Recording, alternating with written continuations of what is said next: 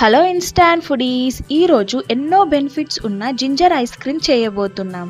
మీరు విన్నది నిజమే, జింజర్ ఐస్ క్రీమే.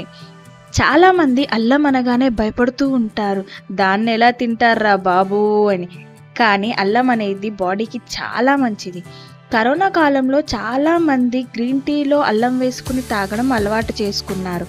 కానీ అలా కూడా చేయని వారి కోసమే ఈ వీడియో. ముందుగా కావాల్సిన ఇంగ్రీడియంట్స్ ఏమేమో చూద్దాం. ఒక 4-5 ఇలాచీలు, ఇంకా సీడ్లెస్ డేట్స్, కొంచెం బాదం పప్పు, ఇంకా పొట్టు తీసి కట్ చేసి పెట్టుకున్న అల్లం ముక్కలు, జీడిపప్పు, హాఫ్ నిమ్మకాయ, కొంచెం తేనె, కొంచెం కార్న్ పౌడర్. ఒకసారి ఇంగ్రీడియంట్స్ అన్నీ మళ్ళీ ఒకసారి చూసుకొని నోట్ చేసుకుని పెట్టుకోండి. మనం తీసుకున్న ఇంగ్రీడియంట్స్ అన్నీ గ్రైండ్ చేస్తే మనకు ఇలా కనిపిస్తుంది.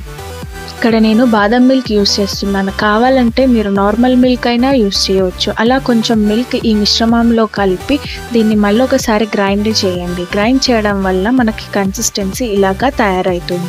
ఇలా తయారైన తర్వాత దీన్ని ఒక నెట్ తీసుకుని ఆ నెట్లో మంచిగా జల్లెడబట్టండి.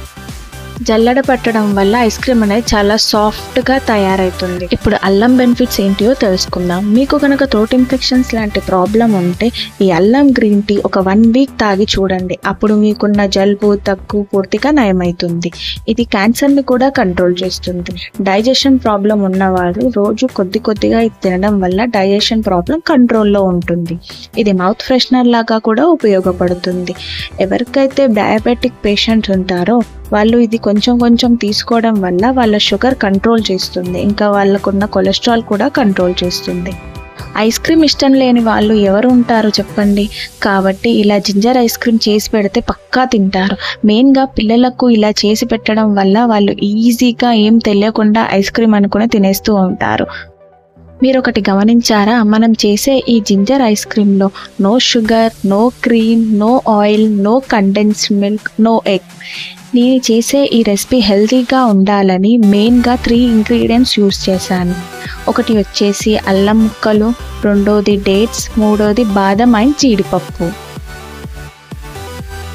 స్వీట్నెస్ కోసం నేను ఇక్కడ డేట్స్ మరియు హనీని యూస్ చేశాను.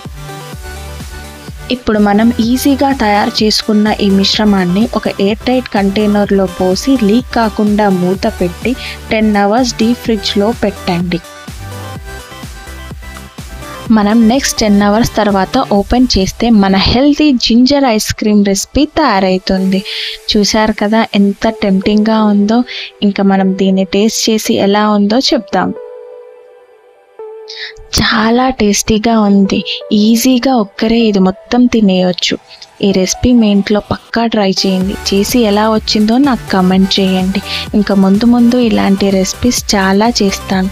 దానికోసం నా ఛానల్ని లైక్ చేయండి, షేర్ చేయండి, కమెంట్ చేయండి. ఇంకా సబ్స్క్రైబ్ మాత్రం పక్కా చేయండి, అది మాత్రం మర్చిపోకండి. మళ్ళీ మనం నెక్స్ట్ వీడియోలో కలుద్దాం ఫ్రెండ్స్.